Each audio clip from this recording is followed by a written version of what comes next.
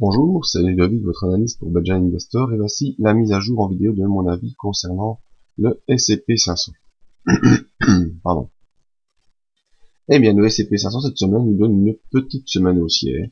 En effet, moi, ce que j'avais envisagé, c'était un contact avec le bas de ce canal pointillé et un retour ici aussi vers les 1380, 1390, ou une accélération directe pour un pullback sur cette résistance très très forte de 1365. Eh bien, le scénario choisi était le premier, scénario à moitié réalisé, étant donné que l'objectif aussi, eh bien, on est encore loin. La semaine est plutôt neutre. On va passer toutes ces flèches pour nous donner une meilleure vision de la situation actuelle. Voilà qui est fait. Donc lundi, ben, on commence bien la semaine, une petite séance haussière qui vient buter sur cette ligne pointillée rouge qui fait office de support ou de résistance en fonction d'où se trouve le cours, actuellement est en forme de résistance. Donc on vient buter ici. Mardi, eh bien, on vient au contact de la résistance qui est très très forte. Vous verrez pourquoi c'est une résistance très très forte. On vient au contact de la résistance sans pouvoir la franchir. Mercredi, on fait une petite phase de réjection suite au contact avec la résistance qui n'a pas été vaincue.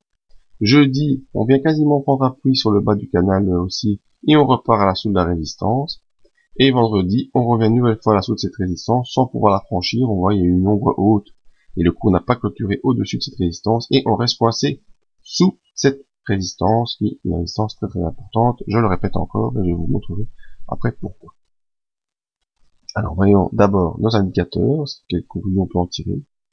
Eh bien, le MACD était en train de faire, des oscillations dans un biseau qui se resserrait et est sorti de ce biseau ici 21 février, donc début de semaine, et continue à baisser. Donc le MACD est en baisse sous son signal qui est également baissier.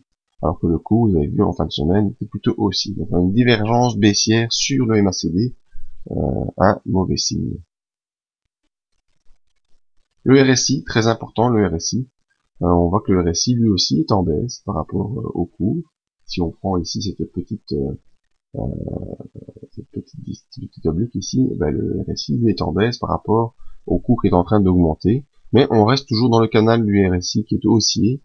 Donc malgré cette divergence baissière, eh bien on est toujours dans le canal haussier moyen terme, qui est un bon signe pour la poursuite du cours, mais attention à cette divergence. Les volumes, ça c'est le plus important à mon sens, c'est les volumes. Et on voit que les volumes, eux, ils sont haussiers. Donc il y a beaucoup d'opérateurs qui achètent du S&P 500 et qui veulent pas le vendre. Donc les nouveaux acheteurs viennent s'ajouter aux acheteurs précédents, ce qui fait monter le total des volumes acheteurs, qui est en phase haussière déjà depuis le début du mois de février. Très bon signal, les volumes toujours un très bon signal. Le stochastique, lui, mais aussi en déclinaison, le stochastique est baissier. Il est actuellement sous son signal qui est baissier, mais toujours dans cette zone de surachat, zone dans laquelle le stochastique peut osciller, et ça note tout de même une poursuite de l'impulsion haussière qui est en cours. Donc, sur les indicateurs, c'est un peu mitigé, on a des divergences baissières qui apparaissent, mais des indicateurs qui restent dans des bonnes zones haussières, mis à part le MACD qui est sorti de son biseau. Eh bien, les indicateurs restent plutôt tendance haussière sur le moyen terme. Maintenant, cette résistance, si on la franchit, on est parti pour de nouveaux sommets. Et pourquoi là, vous allez voir si je fais un resserrement de tout ça. Et voilà. Voilà ce que je voulais vous montrer et pourquoi cette résistance est très importante. On est revenu ici sur la zone des 1366 points qui était le plus haut effectué au mois de mai avant la nouvelle crise de dette d'État. Nouvelle parce que bon, c'est une crise qui n'a fait que continuer, qui ne fera que continuer encore dans les années qui arrivent, mais bon, les solutions tentent de se mettre en place, mais on n'est pas là pour faire de l'analyse fondamentale. Et donc on est revenu ici sur ce niveau des 1360 points, niveau très très important pour le S&P 500 qui est un des plus hauts de mai 2011.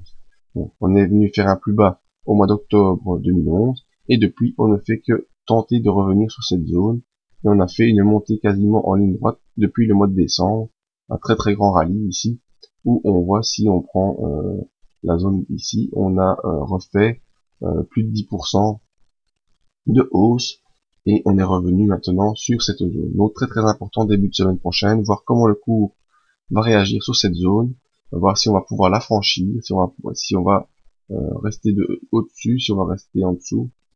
Zone très très importante, donc je vous le disais.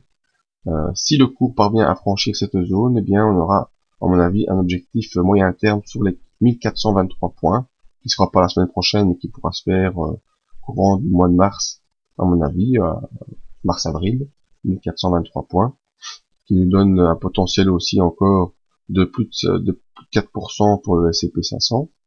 Ou si on n'arrive pas à franchir cette zone, eh bien là on devra reprendre le retracement de Fibonacci pour voir quelles sont la prochaine zone à surveiller. En tout cas, pour la semaine prochaine, surveiller la M20 qui va arriver en support dynamique et cette zone très importante des 1366 points. Le cours pourrait venir un peu jouer au-dessus pour revenir un peu en dessous en attendant la M20 qui va arriver elle en support dynamique. Donc si je prends, j'essaie un peu de matérialiser la M20 la semaine prochaine. Le cours pourra peut-être venir tester la zone ici, avant de probablement revenir en pullback et peut-être avec une ombre basse, venir au contact de la M20. Donc scénario prudent pour la semaine prochaine, petit potentiel de hausse à mon avis, quelques pourcents à prendre sur le CP500, avant un retour sur un support un peu plus fort qui pourrait être la M20 ou le bas du canal aussi actuel. Voilà, mon avis sur le S&P 500, zone très très importante à surveiller, la zone actuelle 1365 points, une zone d'inversion de tendance dont on verra le rôle joué pour la semaine prochaine. Voilà, vous pouvez venir nous rejoindre sur le site pour voir d'autres avis, d'autres analyses techniques. Toujours en promotion la formation analyse technique courant du mois de février, c'est bientôt terminé, et probablement un petit briefing live lundi matin. Merci à tous et à bientôt.